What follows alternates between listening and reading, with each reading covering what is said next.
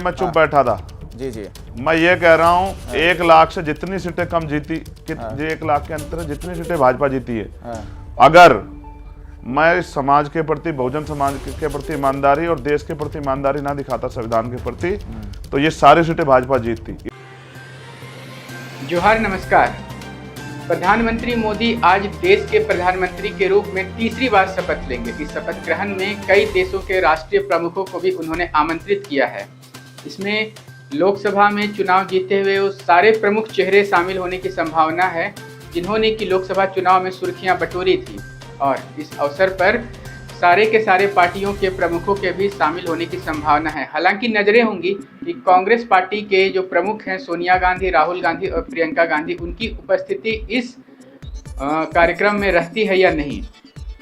उसके बाद हम बात करते हैं इस लोकसभा चुनाव 2024 में कुछ ऐसे लोग भी चुनाव जीत करके आए जो कि अपने कुछ विशेष कारणों से हमेशा सुर्खियों में बने रहते थे। उन्हीं में से आज एक आदमी की बात करेंगे जिसका नाम है रावण। जी हाँ, राम का नारा लगाने वाले इस देश में एक शख्स को रावण से इतना लगाव है कि उसने अपने नाम के ही अंत में रावण लगा लिया है। कुछ दर्शक समझ गए होंगे, जो नहीं समझे उन्हें बता दूं कि मैं बात कर रहा हूं भीम आर्मी के संस्थापक चंद्रशेखर रावण की। यूँ तो सहारनपुर जिले के रहने वाले इस शख्स का नाम है चंद्रशेखर आजाद, लेकिन दलितों के पक्ष में लड़ाई लड़ते लड़ते इसने अपने नाम के अंत में रावण शब्द लगा लिया है। अब इसके पीछे कारण क्या है ये तो वो खुद बता पाएंगे, मगर फिलहाल ये इसी नाम से लोकप्रिय हैं।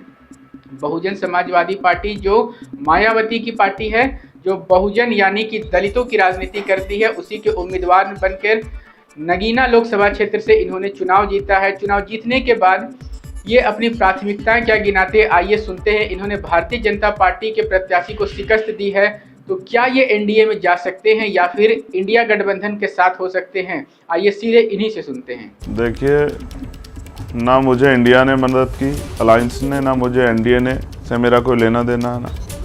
मैं अपने लोगों के प्रति जिम्मेदार हूँ, जो नगीना के लोग हैं उनकी भावनाओं के प्रति।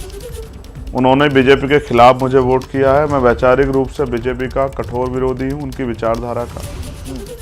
दूसरी बात, देश भर में हमारा संगठन है, उन लोगों के साथ मिलकर हम वैचारिक काम कर रहे हैं, तो हम अपनी पार्टी के साथ खड़े हैं।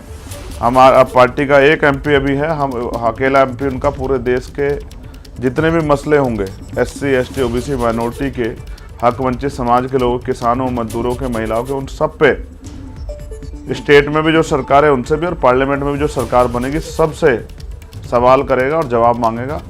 आज़ादी के 70 साल से ज़्यादा बाद भी लोगों को बुनियादी सुविधा नहीं, इसका जवाब सरकारों को देना पड़ेगा। हम जो टैक्स देते हैं वो बजट का पैसा हमारे ऊपर क्यों नहीं लगता?